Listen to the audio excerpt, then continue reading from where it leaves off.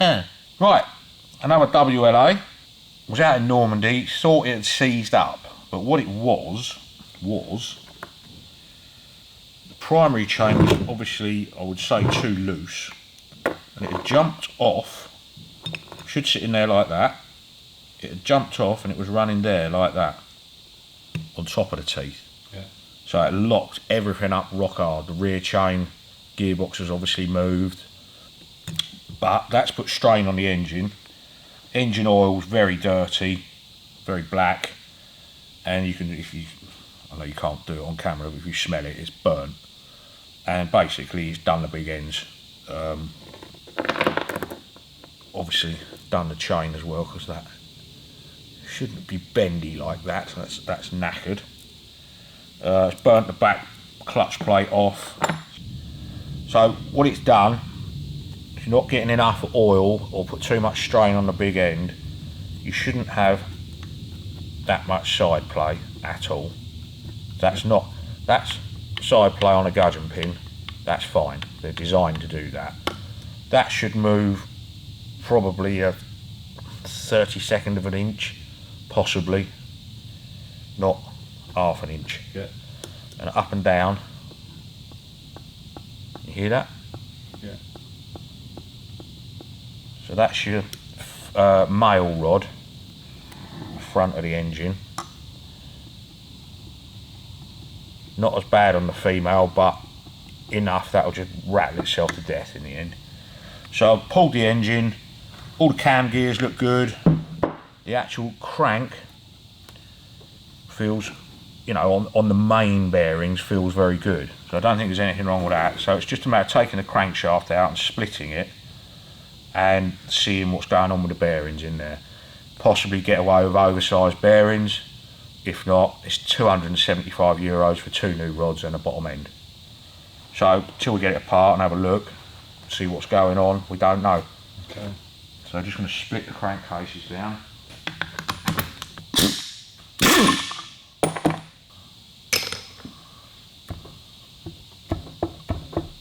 Quite a lot of end float on that, but it is the casings have come apart now. But that's just shims on the sides of the crank. When it gets hot, if it's not getting enough oil, it will just seize everything up.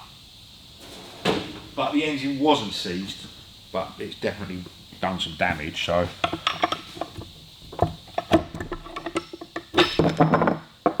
basically once you've got to the point of it's got that hot, it just does the bearings and all sorts of things.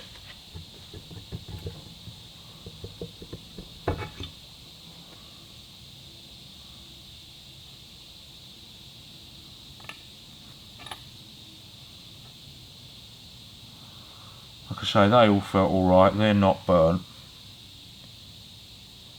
So those are okay.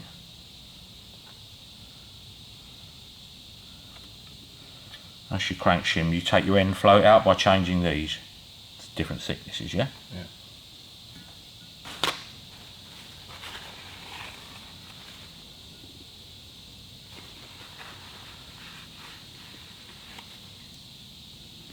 Little bit, tiny bit of pickup in there, but not the end of the world.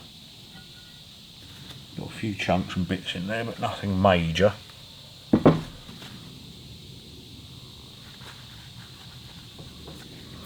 Okay.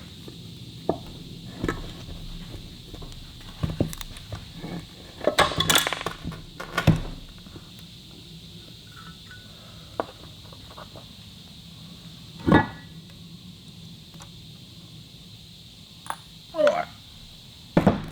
Get those out of there. But he said it, when it stopped, it just belched oil out everywhere, which is, it'll only do that if it's got so hot. Yeah. Yeah. So it's just a matter of checking it all out, because you've got to pull the engine apart anyway to make sure there's no debris or anything left in the bottom. So all our bearings there look alright. One of those tab washers is wrong. No, it's not. It is on there. The lip one has a tang on it like that. Yeah. Yeah. Right. So let's get them out of the way in a minute. It all needs a bloody good clean, as you can see by the bottom of the bike. I've checked the gearbox through, that's all going in and out of gear, so it hasn't popped anything in there, I don't think. So let's have a look at our crank. Like I say, excessive side play, yeah. Very much. It's all right if it slides across in like a linear motion, but if it's actually wobbling like that, Yeah. it's done the bearings. Hear that? And that, once it's gone like that, it will never ever ever get any better. It will just keep smashing itself to pieces. Yeah, that's gone. Okay, so let's split the crank down. These all have lock tab washers on them.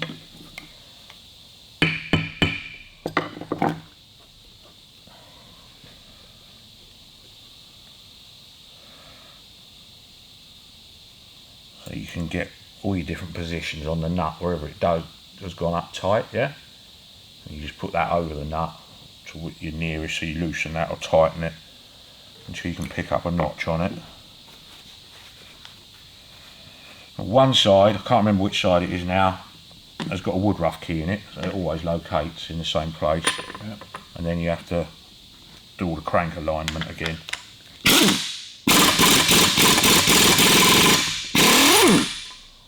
He was up fairly tight, but people put thread lock on them as well, which I really don't like doing on these. To make sure that on these bolts, or the nuts, when you take them off, sometimes they just strip the threads down. You can see that reddish tinge in there? Yeah. So that's had red thread lock on it, which is permanent thread lock, which I wouldn't advise you do, because you've got a lock tab on there anyway.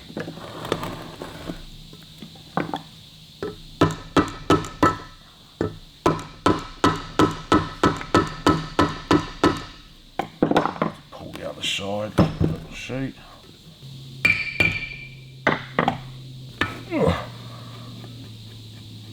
Always hit these, even if you're aligning them or whatever you're going to do with them. Generally don't hit them with a metal hammer, because these are cast, and it casts very brittle. You can crack them really easily.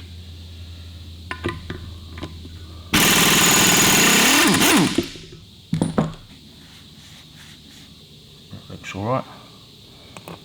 Alright, let's see if we can get a split.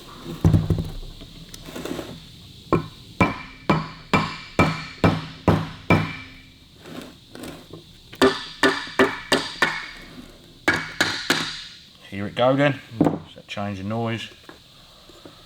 Alright. Okay. Centre pins on there, okay. You have to check these because they can just chew their way through the sides. Because that is a disc that goes in there, a hardened steel disc. Because if that was just cast iron, yeah, it would just chew it to death, yeah, straight away. That one looks alright. I'll put them on a lathe and chew them all up. Get a wood rough key out.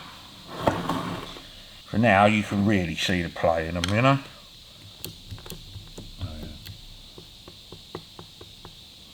So that all just pulls off as a lump. All your bearings will fall out. Okay.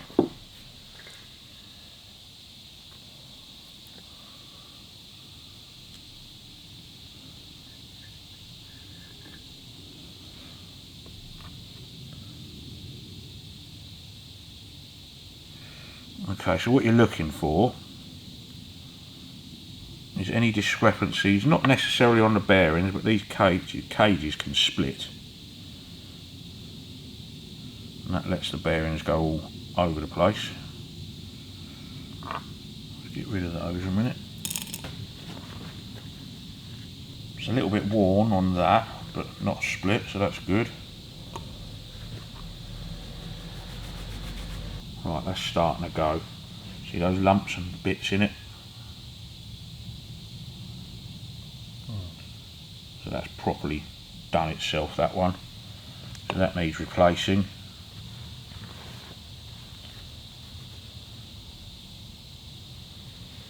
That one's starting to go as well, look. Anything you get marks on these means it's had metal in it or something, and it's just chewing itself up, yeah? Yeah. So you can't reuse those, they've had it. Crank pin.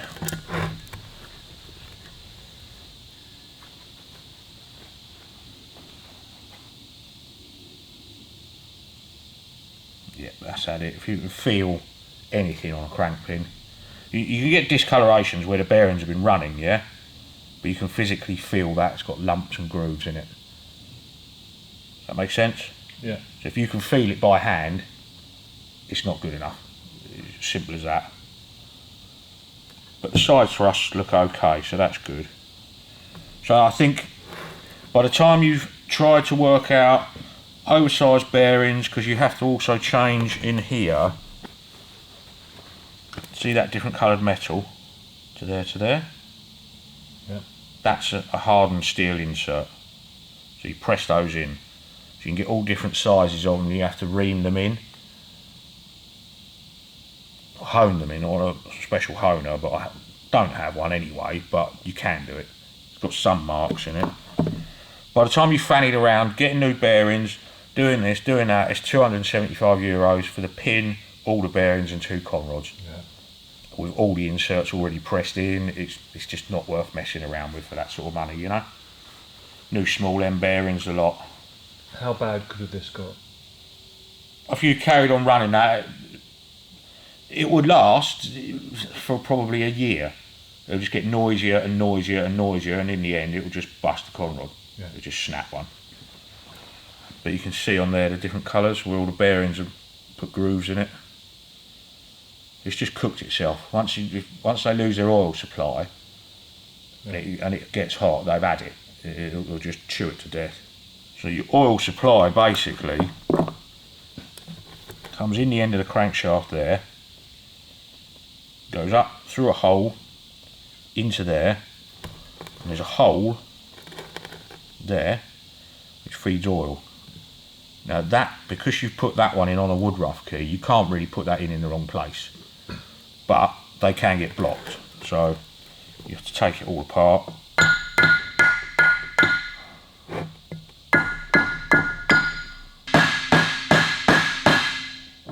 Don't want to know, does it? This is why you don't stick them in with threadlock. Yeah.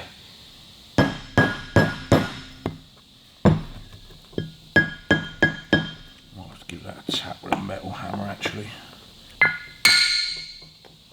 Difference with a metal hammer, 100%. just a bit of weight on it. Right, so now we can check. I mean, it looks like there's plenty of oil, but that could just be in the sump.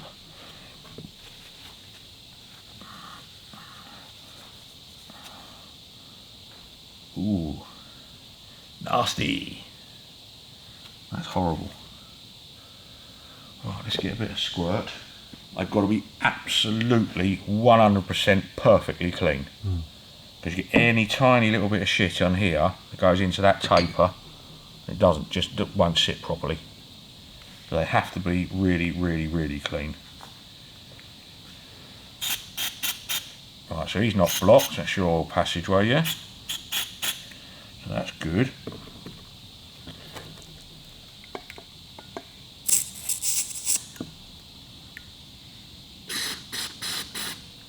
Oh, okay. Oh shit. Sorry.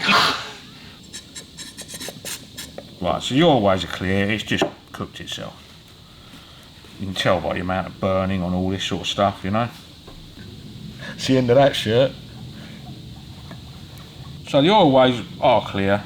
See, that's all the thread lock and shit they put in it, which just don't do it. And the other thing that happens on them, that taper, where they've been in and out over the past few years, you see that doesn't come right up to the edge, that taper there. They get a lip here, right on that very edge. So you just want to, doesn't matter, as long as you go in square and not try and match the angle of the taper, just take that lip off. That's all it is, just nib it off. But I mean, I've had reproduction crank pins before that they really don't fit that well, but you just because they're done up so tight, you've got to make sure there's a specified setting for your end float. Yeah. So if you've got something that is too long, tapers too wide, doesn't allow it to go in properly, so you have to play around with them a little bit sometimes. But we can do all that when we get the new crank pin. So now I can set the lathe up, centre those, make sure these are running dead true. Yeah? Yeah. Or the DTI on both of those, and you put your crank pin in. When you get your new one, make sure that's running dead true, it's not machined out. Put one side in, check that, put the crank together. Watched the video this morning actually of a guy, Dale Walkster of Wheels Through Time. The way he builds his cranks, puts it together like so.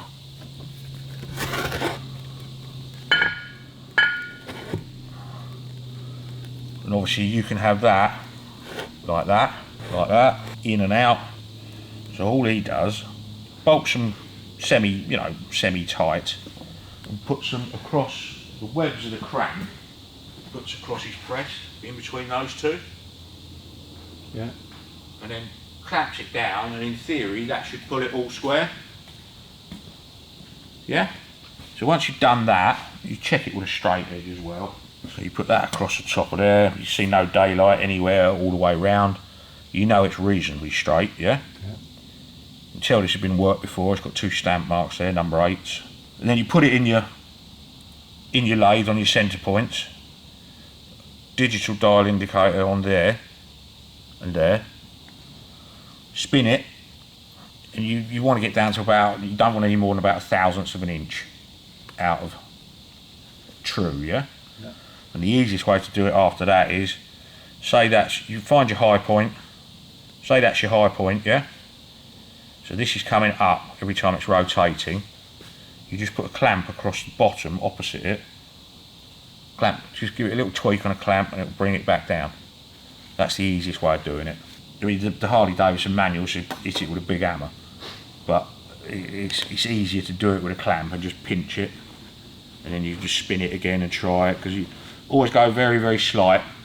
So say that's high, say you've got 3 thou out there and 3 thou out there, and your high points are the same.